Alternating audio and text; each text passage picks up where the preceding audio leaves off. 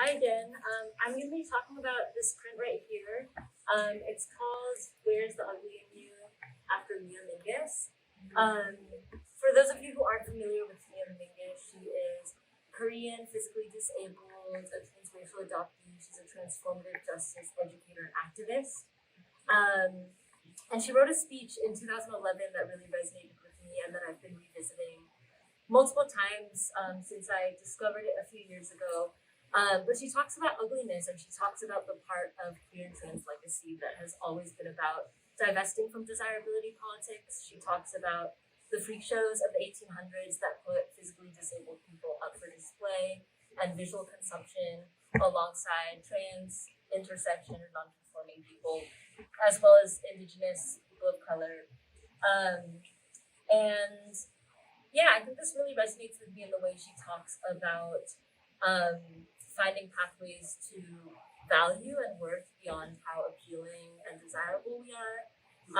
She talks about this in the context of disability justice as well, and bodies that don't have a choice, that face the tangible consequences in society of being undesirable in certain ways or not having a choice over certain aspects of presentation, etc. And yeah, I brought in this image of the barnacles as a cluster with the sea snake coiled around it. I think barnacles are kind of a canonically grotesque organism. Sometimes they help the creatures they attach to, sometimes they hinder them, and sometimes they're neutral entities just existing as a part of a whole. And I think that feels like a metaphor for ugliness for me, as something we can tune into the wisdoms of. I think it was also a message to sit with as I was creating, because I made many iterations of this print. And of course, there's the impulse to create something beautiful, even while making a print about ugliness.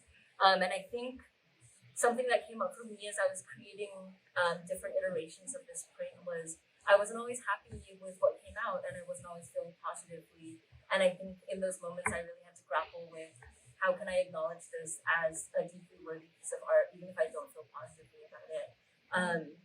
And so it is a piece that's very personal to me, and I think I grew a lot through the process of making the many iterations of it.